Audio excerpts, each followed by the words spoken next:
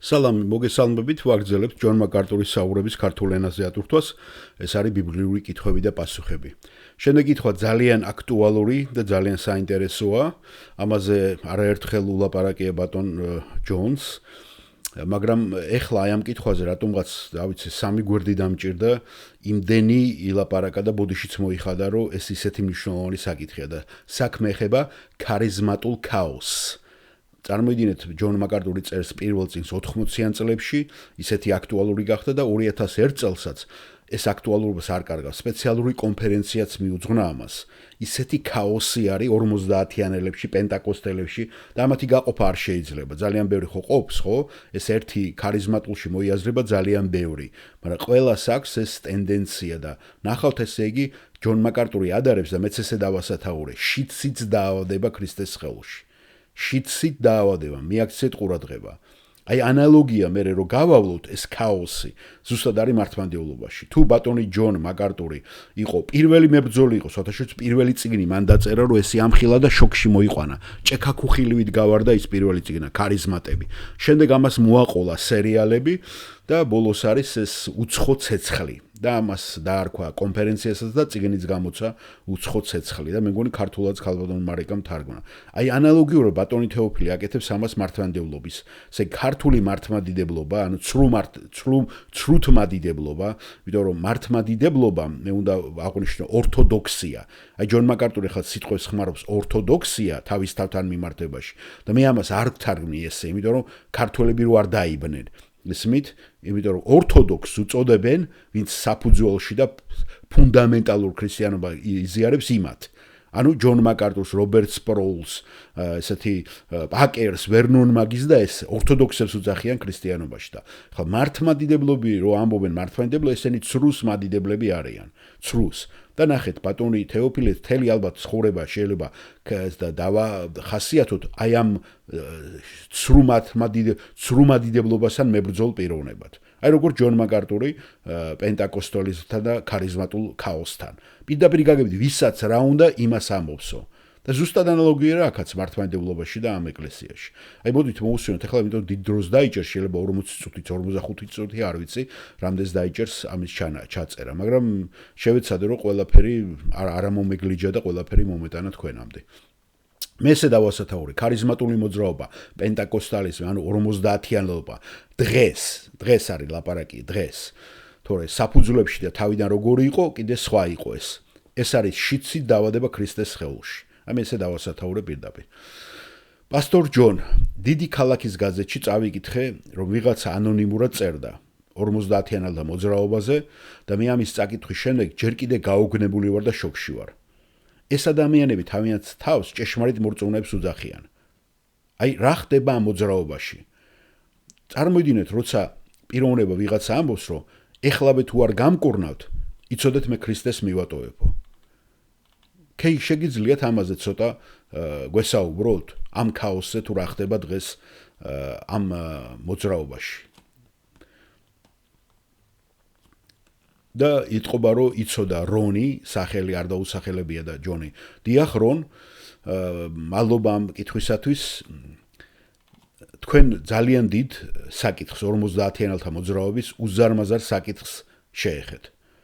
50-იანალთა მოძრაობა, როგორც მოძრაობა, რომელიც თავისი უნიკალური მახასიათებლით არის განსაზღვრული, უნდა ვაღიარო და თქვა რომ ბიბლიური არანაირად არ არის. ახლა გთხოვთ რომ კარგად გაიგოთ ის თუ რას ვამბობ მე. მე არ ვამბობ რომ მასში ყველა ადამიანი ქრისტიანი არ არის. ზოგიერთი მათგანი ქრისტიანია. მაგრამ ის, რაც 50-იანალთა მოძრაობას განსაზღვრავს, ეს ბიბლიური არ არის. ბიბლიური არ არის იმის თქმა, რომ ენებზე საუბარი სულიწმინდის მიღების ნიშანია და თუ ენებზე არ საუბრობ, ესე იგი სულიწმინდა არ მიგიღიაო. ეს ვიმეორებ, ბიბლიური არ არის.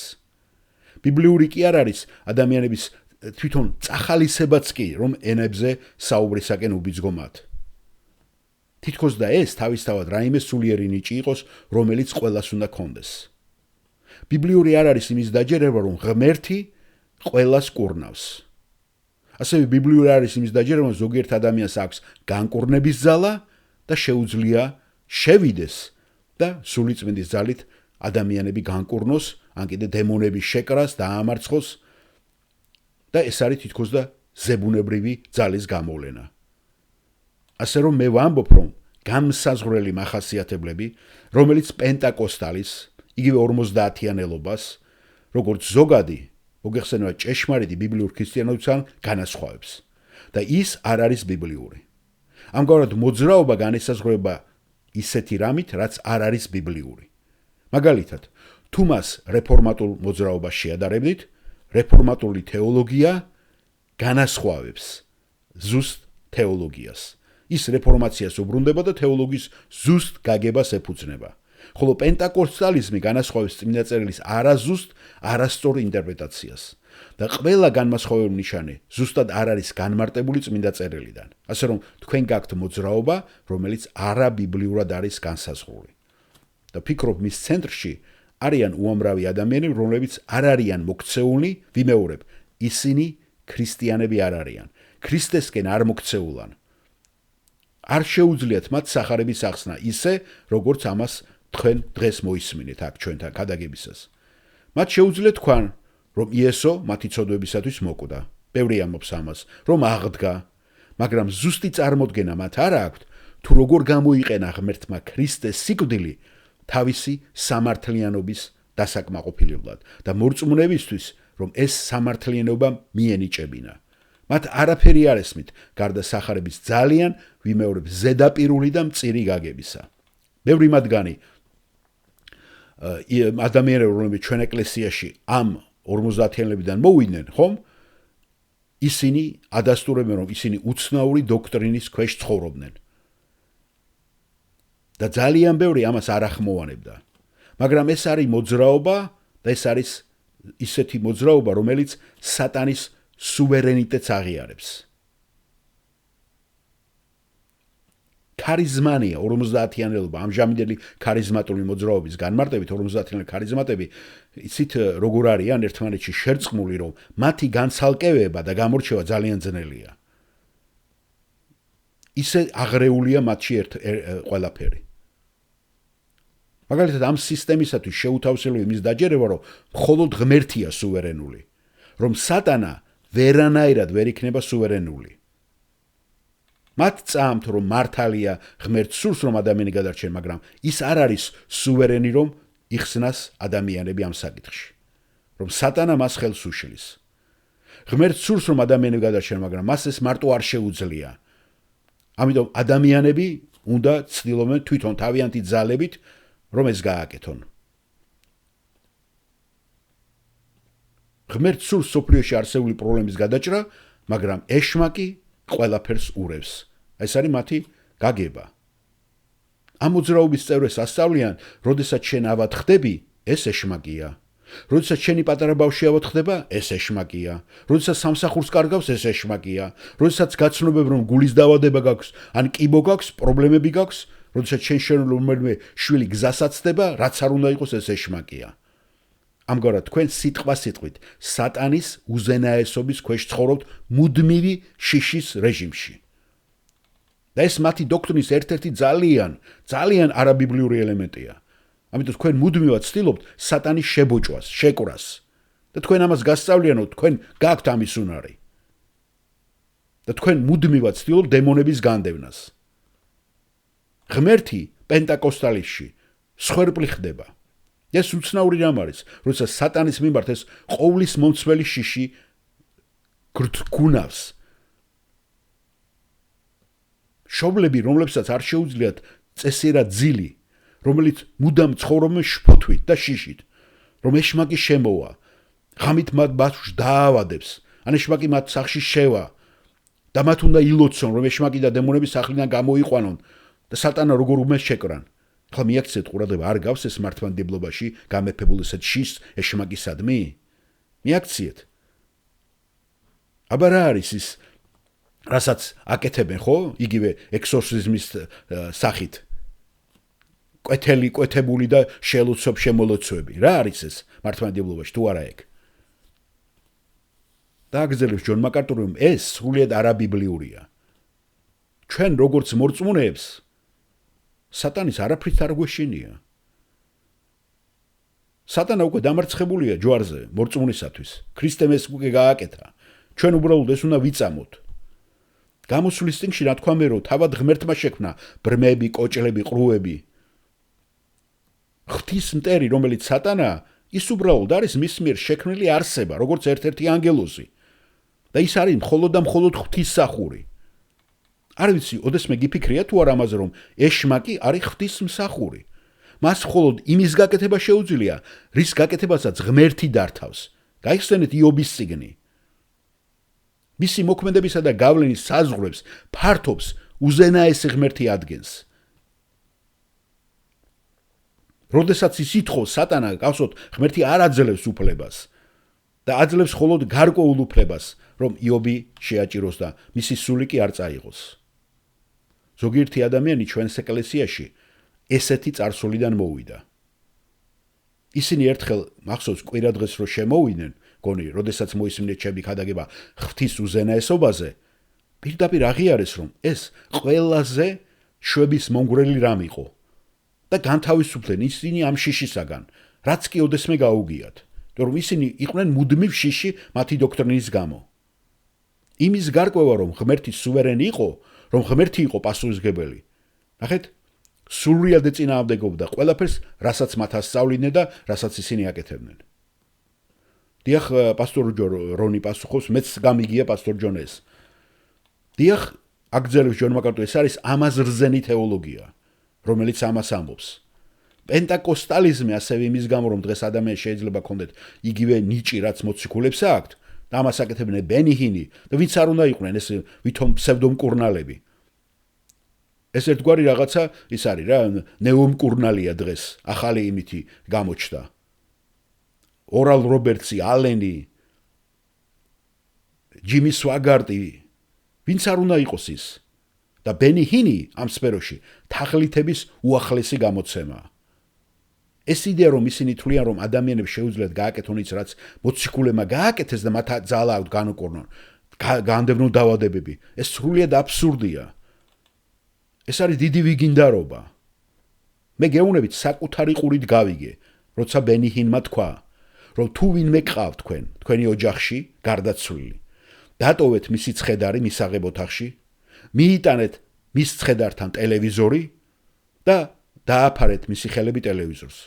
რადგან ღმერთი გამოიყენებს განკურნებისათვის და აღიდგეთ ყურებს ტელევიზორის საშუალებითო. ეს ხალხო ჩემი ყურით მოვისმინე.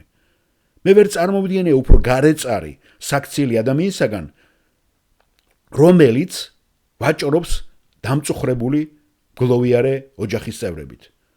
და წარმოიდგინეთ, გვამს მიათრევენ ადამიანები და ალბათ გააკეთეს ბევრმა, ხო? და ტელევიზორზე ხელებს ადებინებენ. იმ ილუზიით, თითქოს ბენი ჰინი ტელევიზორის საშუალებით მათ განკურნავს და აღადგენს. ეს იდიოტობაა. ეს სისასტიკეა. ეს არის სისასტიკის უკიდურესი ფორმა.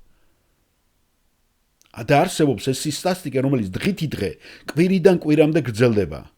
ამ განკურნებების უცნაური მოლოდინით და შემდეგ რაღაც სავარაუდო განკურნებების რაღაცა სპეკულირებით. ცრუ სპექტაკლები დადგმით და რაც კვლავ ზრდის ადამიანის იმედებს და ეს ყველაფერი ქმნის ცრუ იმედებს, რომლებიც მერე საბოლოოდ ინგრევა და ამ მოძრაობის შედეგი ცით რა არის, საბოლოოდ ადამიანები ზურგს აქცევენ, როგორც თქვენ თქვით, რომ იმ მოთხოვნით თუ არ გამკურნავს, იესოს მიატოვებენ. და მე უნდა ვაღიარო, პირადად მელაპარაკა პიროვნება რუსთავიდან და ეს არ იყო ჩვეულებრივი, ის იყო დაახლოებული პასტორთან და ხუცესი იყო, რომელიც განხიბლული იყო ამ მოძრაობაში, რომ მამას გამო ილოცა და ვერ განკურნეს და მამა გარდაიცვალა. მე პირდაპირ გეუბნებით ამას და თუ მოისმენს პიროვნება, თვითონ კომენტარებში თუ უნდა დაწეროს ან მოიწეროს, არ მინდა მე სახელი და გვარი დავასახელო. იყო ეს 5 თუ 6 წლის უკან. პირადად მე მელაპარაკა პიროვნება რუსთავიდან.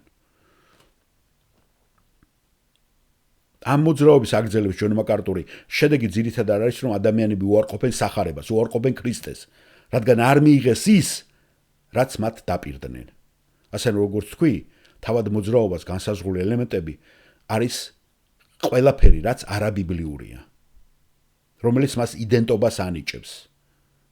და მაინც, როგორც ადრე აღნიშნე, ახლაც ვამბობ, რომ 50-იანელთა მოძრაობაში არის ბევრი ქრისტიანი, რომელსაც ესმის სახარება. თუ უბრალოდ 50-იანელთა ქარიზმატულ თემებს გამოვიტანთ, იქ სახარების ძირითადი გაგება იქნება.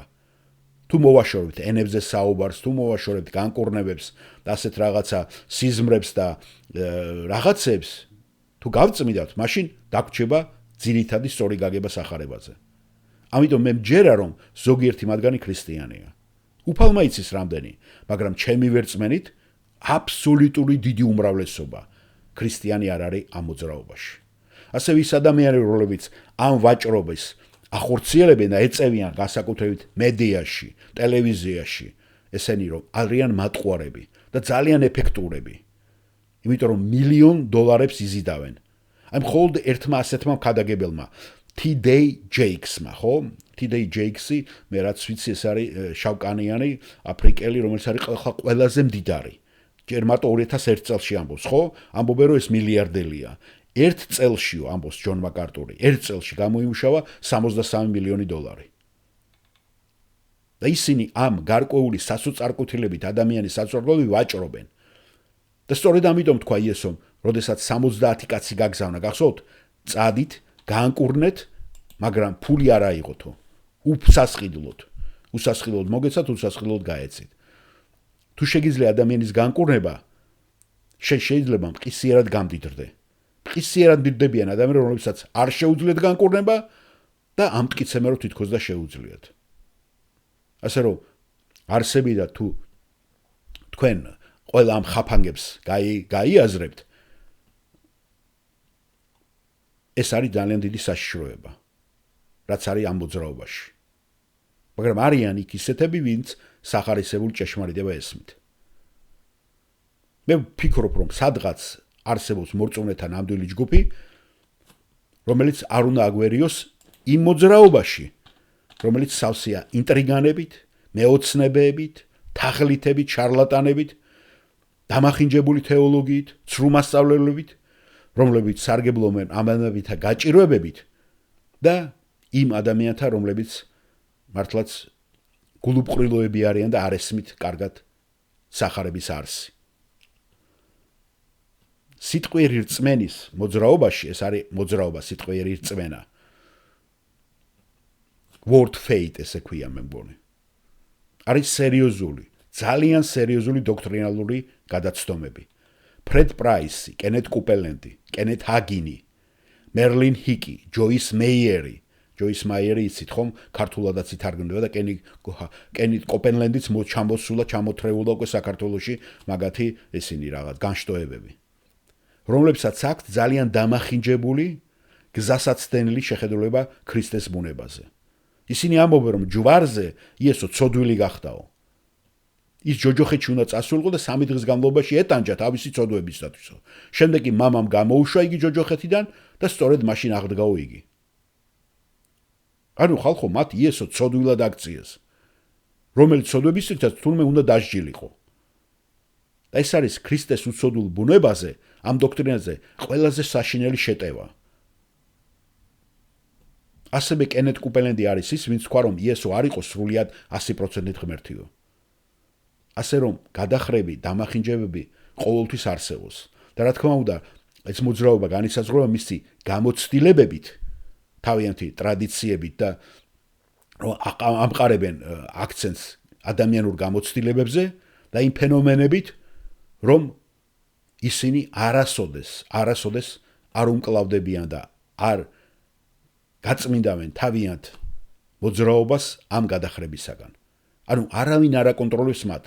ამიტომ უწოდე მე ტოტალური ქაოსი. თქვენ შეგიძლიათ ჩართოთ მე-40 არხი და დაინახოთ ისინი. და ისინი სიტყვით ყველაფერს უჭერენ მხარს. აბსოლუტურად ყველაფერს უჭერენ მხარს. აი ნებისმიერ შეუძლია მივიდეს იქ და თქვას ყველაფერი რაც სურს ღმერთზე. რა სიზმარინახა, რა გამოცხადებები, რა განიკურნა. სული წმინდაზე, ქრისტეზე, ღვთის საქმეზე და მას დასვამენ და მოусვენენ. ანუ ბიბლიის ნებისმიერი ინტერპრეტაცია მათთვის მისაღებია. მაგრამ არანაირად არ შეგიძლიათ შეხვიდეთ მე-40 არხზე, გახვიდეთ თქვენ და თქვათ რომ ვიღაცა ცდება. ეს უკვე აუტანელია, მიუღებელია მათთვის. და სწორედ ამიტომ მიწოდებენ მე ზოგიერთ წიგნში ერესებზე მონადირეს. დიახ, ერთ წიგნში მთელი თავი მიუძღვნეს ჩემზე. და მე მადლობას ვუხდი მათ ამ კომპლიმენტისათვის. მე პირადად არ მაქვს არანაირი პრეტენზია იმ ადამიანებთან, უბრალოდ მე ვარდგული ვარ ჭეშმარიტების და მინდა რომ ჭეშმარიტება მე ადამიანებამდე მივიტანო. ეს მართლაც ერთ-ერთი საოცარი რეალობაა, რომელსაც მადლი შენს ჩვენ რადიო გადაცემებში ადამიანების გულებამდე აღწევს. ისეთი ადამიანები, რომლებიც ეკლესიაში არ დადიან, მაგრამ რადიოს ვრთავენ და წიგნებს გამოიწერენ ხოლმე. წიგნში ქარიზმატიკოსები, რომელიც მე 1978 წელს დავწერე, ეს იყო პირველი წიგნი. მოგვიანებით მე ახალი წიგნი დავწერე სახელწოდებით ქარიზმატული ქაოსი. და ამ წიგნებს დიდი გავლენა ჰქონდათ და კლავაც აქვთ იმ ადამიანების გულებზე, რომლებიც ეჭქვეშ აყენებდნენ ამ მოძრაობას. და ისინი მასში იყვნენ.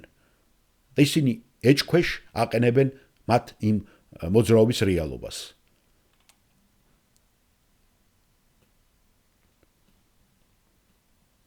ერთ-ერთი საშინელი რამ, რაც არის ამ მოძრაობაში და სერიოზული პრობლემა, იცით რაშია? მისი მასშტაბები. ამან მოიცვა ყველა და ყველაფერი ხალხო. ნებისმიერი შეხედულება, რაც შენ გინდა ღმერთზე, გესმით? შეგიძლია დააფიქსირო.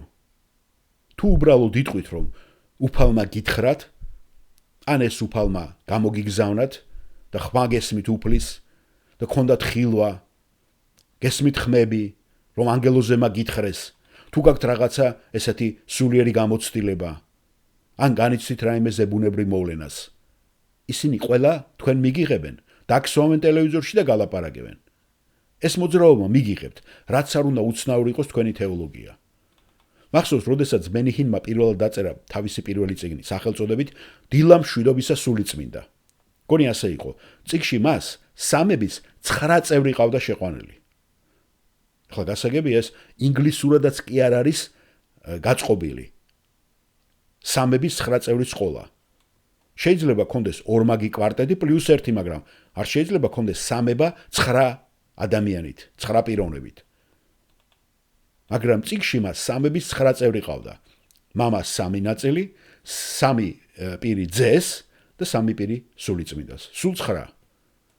და მე ვკითხე გამომცემელს, რომელიც ჩემთან ერთად სადილობდა და ხელის მოწერა სურდა ამ წიგნზე. მე ვუთხარი, რატომ აქვეყნებთ ამ წიგნს?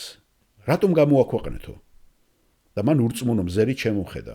რას გულისხმობთ? ჩვენ ყველაფერს ვაქვეყნებთო. ანუ მან კითხვაც კი ვერ გაიგო.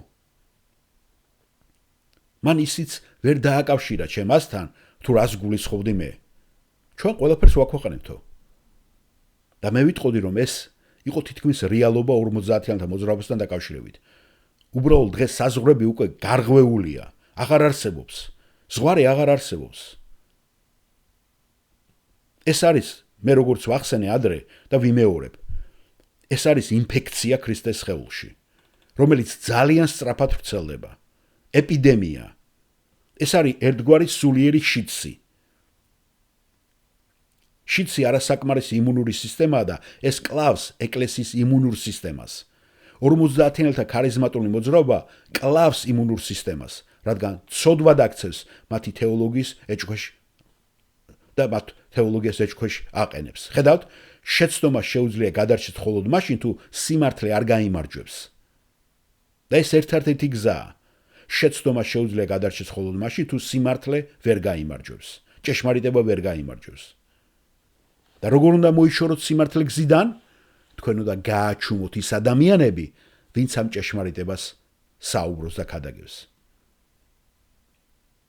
მაშინ როგორ უნდა გააკეთოთ ეს, როგორ აჩუმებენ? თქვენ უნდა გადააქციოთ ისინი დაამციროთ.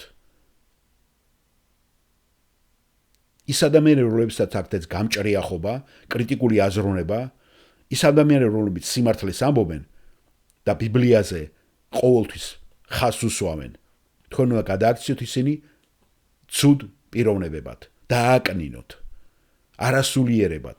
მახსოვს რადიო გადაცემა, სადაც ქარიზმატული მოძრაობის ცნობილმა პიროვნებამ, წამყვანა პიროვნებამ ესეთი რამე თქვა. მე ბევრი არაფერი ვიცი ჯონ მაკარტურის შესახებ, მაგრამ ერთი რამ ვიცი, რომ მას არ აყავს სულიწმინდაო.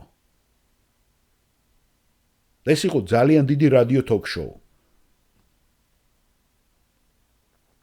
იქ იყო ჩართული ბევრი ადამიანები დიალოგში. ანუ მე დანაშაულებდნენ როგორც ისეთ ადამიანს, რომელსაც სულიწმინდა არ ქონდა, რათა დავეკნინებინათ, შეურაცხყოფა მოეყენებინათ. რომ შესაბამისად მე ღვთისგან არ ვიყავი. უბრალოდ იმიტომ, რომ მათი არაბიბლიური სწავლების ეს ყველაფერი ეჭქვეშქვეს დავაყენე. და რაც მოხდა ის არის, რომ ისინი ამას საკმარისად დიდხანს ამბობდნენ, იმეორებდნენ და იმეორებდნენ.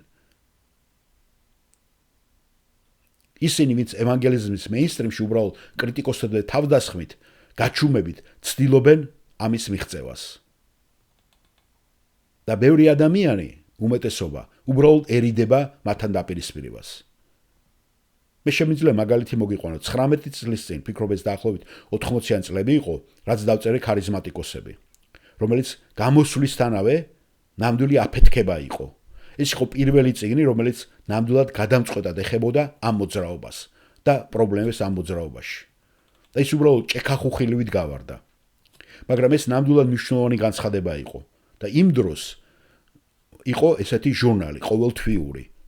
Moody Monthly. Moody იცით, იმიდან არის ხო, სახელწოდება, პიროვნება, რომელიც იყო Dwight Moody, ხო? და ეს არის ჟურნალი, ყოველდღიური გამოცემა, რომელსაც ეს გამომცემლობა უშვებდა, როგორც ერთგვარი სტანდარტული ფუნდამენტალი ევანგელისტური ჟურნალი.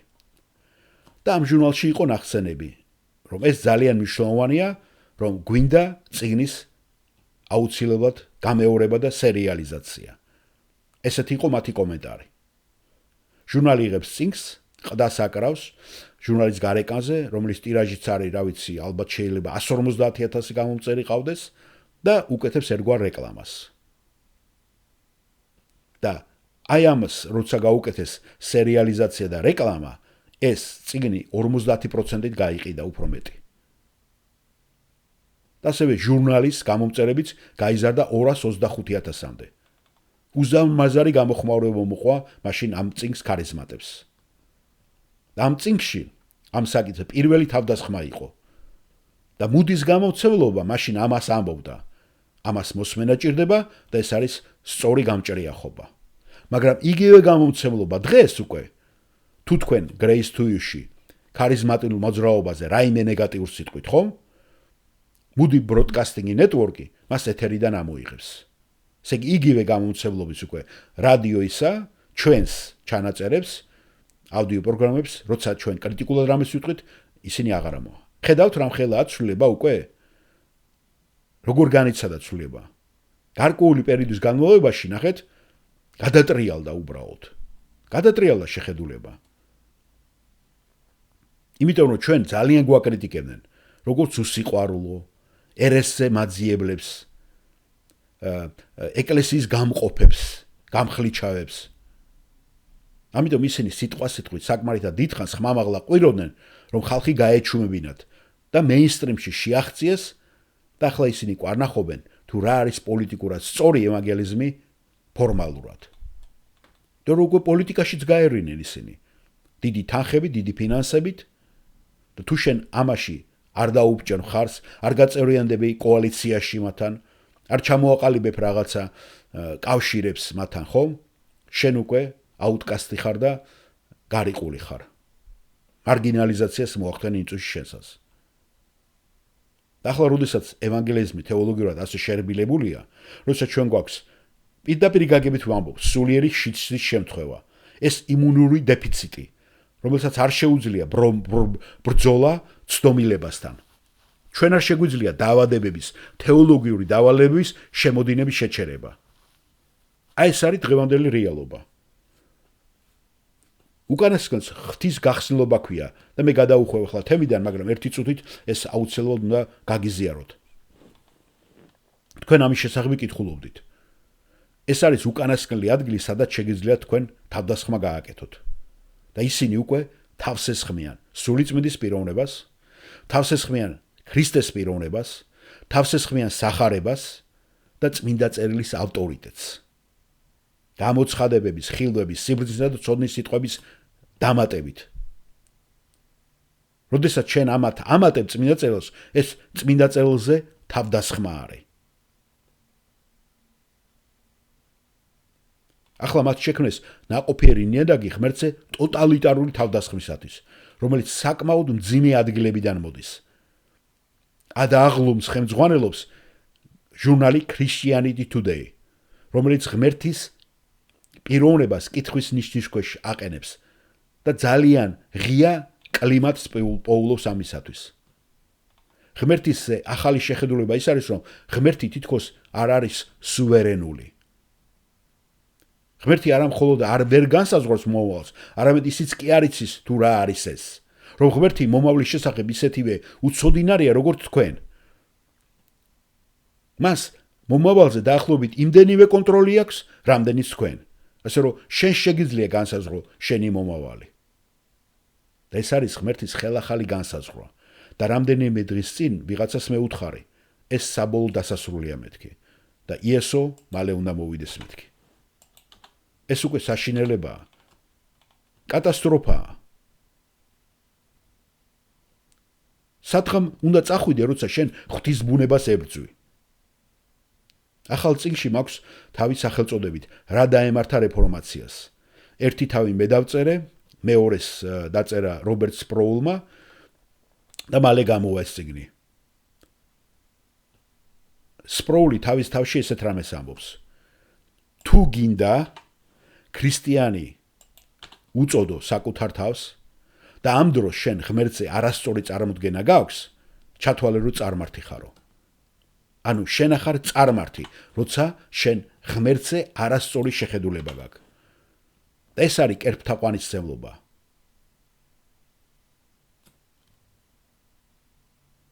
ერესში ყველაზე ნაკლებად შეგიძლია ღმერთის ხელახლა გამოგონება. ფიქრობ ამის გასაკეთებლად ამ კლიმატს დიდწილად ხელს უწყობს დოქტრინისადმი სრული უინტერესობა, რომელიც შექმნილია ამ ქარიზმატული ზეწოლისა და 50-იანელთა ამ ზეწოლის შედეგად. ამავდროულად ვამბობ, რომ ამ მოძრაობაში არიან ადამიანები, რომლებიც ქრისტიანები არიან და ევანგელისტური ეკლესიის უმეტესობას არ აქვს გამჭრე ახობა. მათ არ აქვთ კრიტიკული აზროვნება, რომ იცოდნენ თუ როგორ მოაგვარონ ეს ყველაფერი. და იმ ადამიანებიც, რომლებიც ამ მოძრაობაში არიან, უმეტესობას არ აქვს ეს გაგება. ისინი ბრმად ემორჩილებიან თავიანთ ლიდერებს,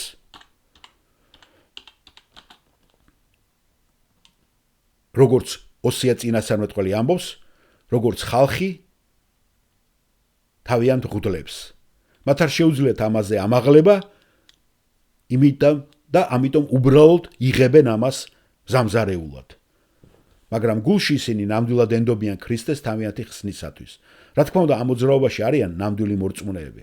მე ასე ადრეც მithქვას და შეგიძლიათ აიღოთ ქარიზმატული მოძრაობა, შეგიძლიათ აიღოთ ეს მაძიებლისადმი მეგობრული ეკლესიის ზრდის მოძრაობა, სადღაც ამ მოძრაობებში არის ნამდვილი ეკლესია. და არანაირად არ უნდა აგვერიოს იმ ძირითად ბრბოში. მაგრამ მე ვფიქრობ, როდესაც ისტორიაში ქარიზმატული 50-იანი მოძრაობის მემკვიდრეობას თქვენ შეხედავთ, უკან მოხედვისას თქვენ აღარ იტყვით, იცით? ისინი რაღაცა ენებზე ლაპარაკობდნენ, რაღაცა განკურნებებზე ლაპარაკობენ. სინამდვილეში მე უფრო შორს მიდივარ და ვამბობ. თუ არჩევანი გაქვთ კარადაში ჩახედვასა და ენებით ბუთფუცსა და ჭორაობა შორის, შედით კარადაში და ენებით იბუთბუტეთ. და არ მინდა მე ამის მნიშვნელობის გადაჭარბება. არ მგონია ისტორიამ უკან მოიხედოს და განსაზღვროს პენტაკოსტალიზმი მარტო გავლენა ენებით. არც კი ვფიქრობ, რომ განკურნებების თვალსაზრისით განსაზღვროს. რადგან ყველა ვინც ამ მოძრაობაში შედის, რაიმე სახის გულწრფელი, ანალიტიკური, კრიტიკული მიდგომით და ცდილობს განკურნების პოვნას და ვერ პოულობს მას. და ეს არაერთხელ არის დოკუმენტირებული. მაგრამ ის, რაც ისტორიის განაჩენი იქნება პენტაკოსტალური მოძრაობის ეფექტზე, არის ის, რომ პენტაკოსტალურმა მოძრაობამ, ხარიზმატულმა 50-იან ეკლესიამ დააკარგვინა მას ჯანსაღი დოქტრინა. ქრისტიანობას დააკარგვინა ჯანსაღი დოქტრინა.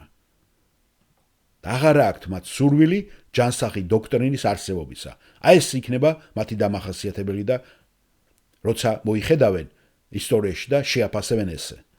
საბოლოო ჯამში ეს არის ყველაზე დიდი გავლენა ეს არის სულიერი დამახინჯება და არა ის ენებზე საუბარი და განკურნებების რაღაცა გადახრები. თორე ეკლესიას აღარ აქვს მოქმედი იმუნური სისტემა, რათა ამოიცნოს რა არის სასიკვდილო დაავადება მასში. შეცდომა დოქტრინალური. გასაგებია ახლა რომ ასე როდესაც ხედავთ ერთ-ერთ ასეთ კონვენციას, როდესაც კითხულობთ ერთ-ერთ მათ რაღაცა ანგარიშს, იქ ყველანაირი აჯებსანდალი შეგხვდებათ.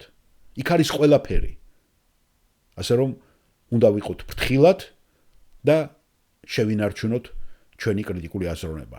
ძალიან კარგი კითხვა, მადლობა რომ მე არ მინდოდა ამდენი ხანი გამეწელა, მაგრამ ეს ძალიან მნიშვნელოვანი საკითხია. მადლობა მოსმენისათვის.